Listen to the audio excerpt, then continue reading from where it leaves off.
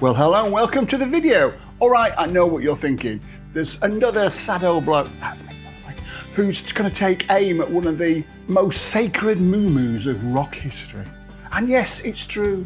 Today I'm taking aim at none other than the mighty Pink Floyd, the gods of prog, the lords of concept albums, the band whose fans will fight you in a car park if you so much as say, I find them a little bit boring and or pretentious. But I'm not here to fight, I'm here to share 6 honest but light-hearted reasons why some real music lovers, maybe including myself, who knows, just don't see the omnipresence of the mighty Floyd.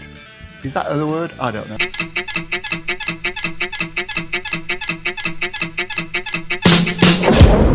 One, they started off covering the Searchers. Yes, before the Lasers, before the Wall, before they became the soundtrack to every bedsit tragedy, they were just another London covers band. Back in 1964, they were called the Tea Set. They got the name because they rehearsed in a central London tea room. That was a thing back in 1960s London before Starbucks conquered the world. Back then, they played Chuck Berry, Bo Diddley, and yes, even the Searchers. Needles and pins. But still they're thinking needles and pins. The next time someone tells you Pink Floyd were always groundbreaking, remind them that they once played Love Potion No. 9 to drunk office workers just off Piccadilly Circus. Not exactly the stuff of legends. 2. Syd Barrett was the genius and then he was gone. Pink Floyd, as we know them, wouldn't be Pink Floyd if it hadn't been for Syd Barrett, the genius. He was the creative force behind their early sound. Witty, weird, whimsical and wild. Tracks like Arnold Lane, about a bloke who stole women's lingerie from washing lines, and See Emily Play, Let's try it another way. put them on the map. But Syd's brilliance came at a cost. His mental health deteriorated rapidly, fueled by LSD, exhaustion and sudden fame.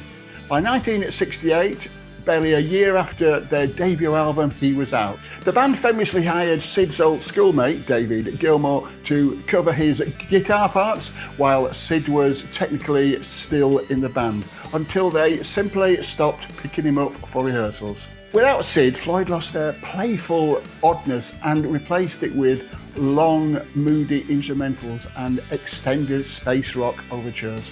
Or, as I like to call it, perfect music to fill in your tax returns to.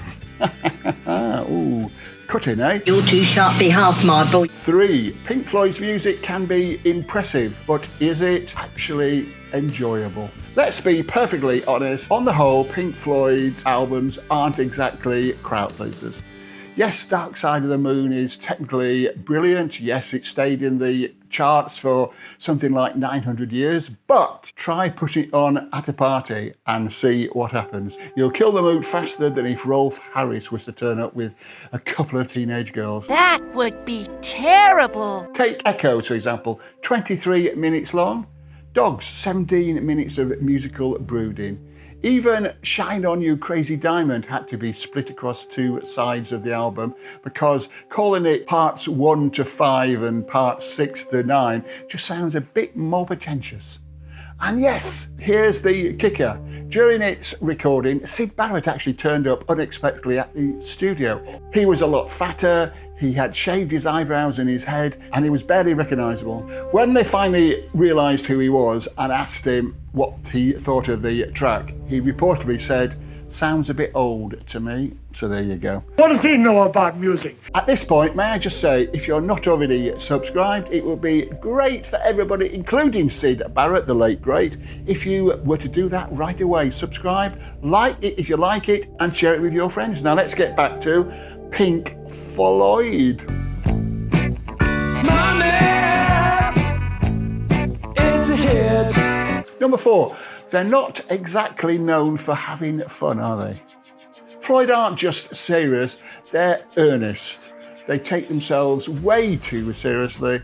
Their lyrics are about war, madness, authoritarianism, capitalism, alienation, and if we're very lucky, a little splash of childhood trauma. Compare that to the Beatles, the Kinks, or even Bowie. These are artists who tackled heavy stuff, but they made them much more enjoyable. I don't know how they managed that, but they did. Pink Floyd are like the bloke down the pub to talk about the macroeconomics of Thatcherism, and one day you eventually realise he's never bought around.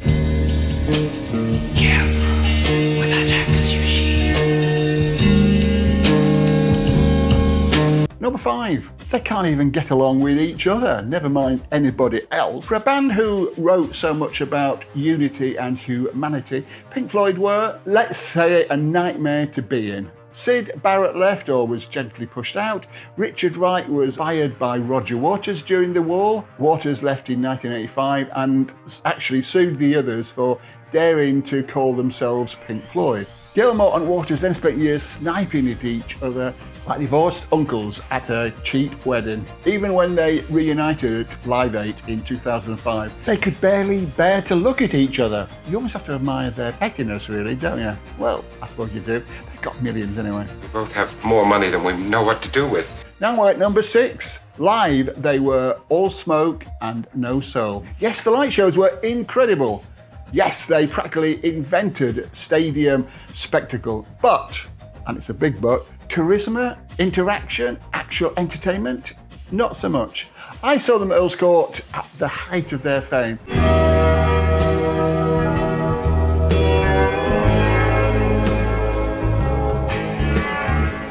The band barely moved. Roger Waters might shout a bit. David Gilmour barely looked up from his fretboard. Compare that to Ian Dury the Blockheads, Madness, The Damned, or even Dire Straits, for God's sake. Bands that connected with the crowd. Pink Floyd gave you a technically perfect show, but it felt like they'd rather be anywhere else. Now look, before anyone starts carving hater into their vinyl copy of Wish You Were Here, I'm not saying Pink Floyd are terrible or even talentless. Far from it. They're important, they're influential, and if you love them, fair enough. But for me, I like my music with a bit more mess, more panache, more heart, less 15-minute intros and sound effects and concepts, and more excitement. All this excitement has overrun the circuits in my counterpart here. So what do you reckon? Do you agree, or am I talking out of my butt? Leave a comment, give me a like, and if you fancy more musical heresy, hit the subscribe button. I've got plenty more sacred cows in need of a good roasting. Thanks for watching, I'm Jim Driver, and I'll see you on the next video. Oh, and by the way, you might want to watch this video next. It's a zinger. A zinger. Cheers, goodbye.